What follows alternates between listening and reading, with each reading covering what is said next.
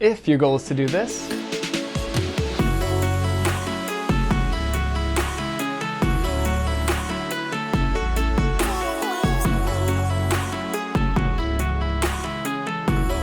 then keep watching.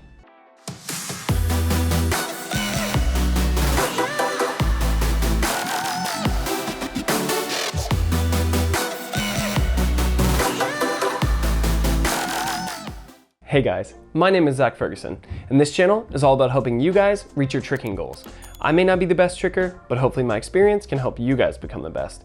This is a tutorial for a tornado kick. A tornado kick is a super easy beginner level tricking kick that you can use to build upon and get a bunch of other tricks. It's also really good for opening combos and comboing things into vanishes and hook kick combos, and it's just a very versatile trick that's super easy, and it's one of those basics that you learn early and then refine over years. I really wanted to do Webster this week, but I simply did not have the mental RAM and I'm feeling really burnt out, so I saved certain tricks like tornado kick for a time when I was either physically or mentally not able to do a longer video and make it really post-produced like I normally do. And there's not much to this trick, so it's gonna be relatively quick. Plus, like Bruce Lee says, nobody likes long video.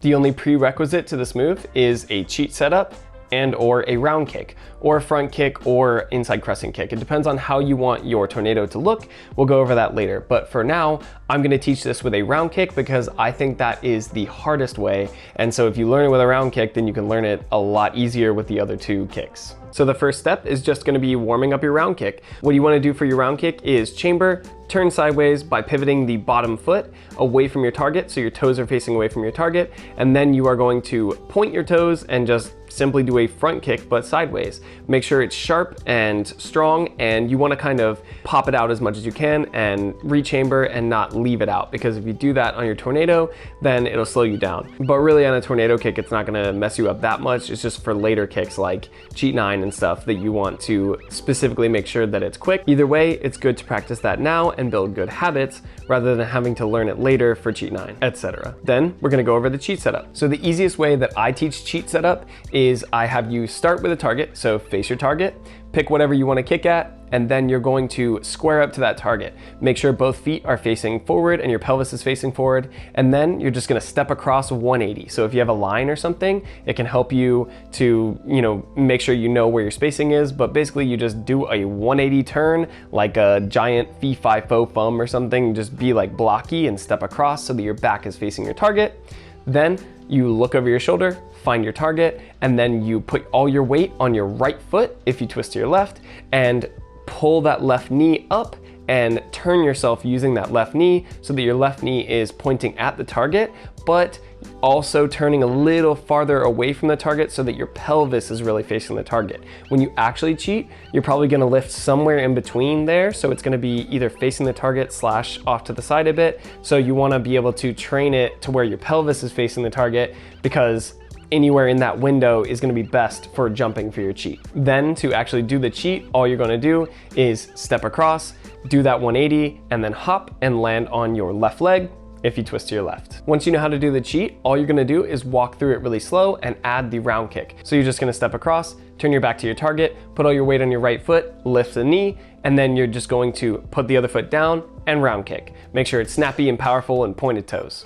Then you just add the hop. So you step across, back to the target, turn your knee at your target again, you hop, land on the left leg, and then you turn your hips for the round kick and round kick. You can slow down this process if it's going a little too fast for you, but essentially it's just step across, lift the knee, turn your hips, and then round kick. Then what I'd recommend doing is overturning your cheat just a little bit to kind of be nice to your hips, because a lot of times what'll happen is beginners will try a round kick out of their tornado and they won't turn their hips enough, and it'll kind of tear their hips a little bit and it'll hurt a lot. So if that happens to you, it's probably because you need to overturn your hips a little bit. Because remember, we land a round kick with our feet or our toes facing away from our target.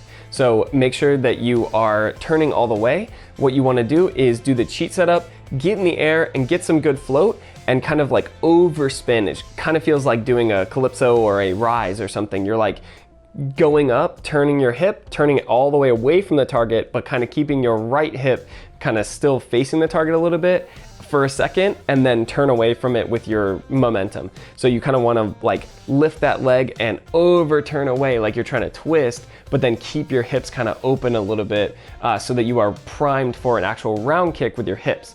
Once you can do that really easily, then it's as easy as just doing a round kick at that moment. But you really want to get that down before you try firing a really strong round kick. Otherwise, you'll probably hurt yourself a little bit. But once you have all those steps, you're just gonna combine it over time and get it higher and higher.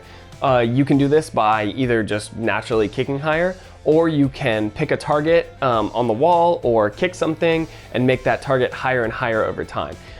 When you want to kick higher, make sure that you either have the flexibility to kick that high, or the ability to jump higher. For me in these examples, it's a little bit of both because I've been working on my kicks, but it's a lot more of my cheat height and my jump ability that's allowing me to kick higher. So if you'll notice, I don't go into like a full split. What I'm doing is I'm lifting up, I'm getting my knee really high, I'm turning my hips really fast at that same height, and then I'm popping out the round kick. So it's still a true round kick, but if you notice, my legs are kind of more in a V or like a really wide open V rather than like a straight line or something. Ideally, if you're trying to do Taekwondo or something, you want it to be like a really strong straight line so that it looks really pretty and flexible and sharp.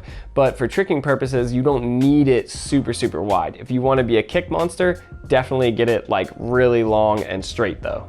And yeah, that's a tornado kick. Like I said, super simple and easy. Now, if you wanted to alter that tornado kick and make it more of a front kick or an inside crescent kick, like Aiden Kennedy does when he tries to kick really high, you'll notice that he changes it from his normal form of a round kick to a front kick so that he can get his kick like disgustingly high and make it look really dramatic. But you want to be able to do both ideally. However, if you're just looking for like the highest kick you can and not necessarily usability, then you might want to do a front kick. Some martial arts, like I think in Kung Fu, they actually have you do it with an inside crescent kick. So if you're learning that for that, then you could also change it and add that to it now.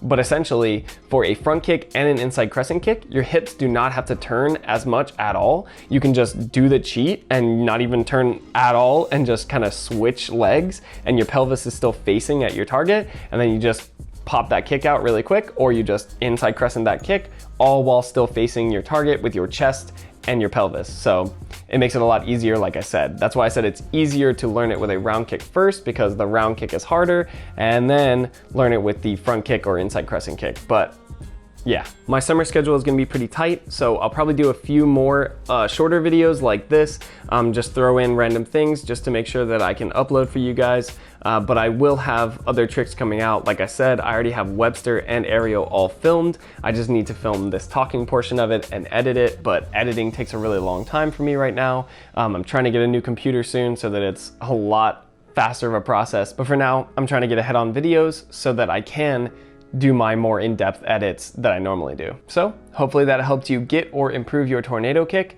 If it did help you, then please like the video and please leave a comment down below and let me know what you want to see from me next, and I will add it to the long list of requests that I already have. And if this is your first time here, then please subscribe to my channel so that you can help me on my quest to 1,000 subs. I'm at about 980 now, so I'm almost there. Thank you guys so much for that. Either way, whether you're subbed or you just watch casually and are not subbed, thanks anyway. But until next time, please stay safe and healthy, and I'll see you guys later.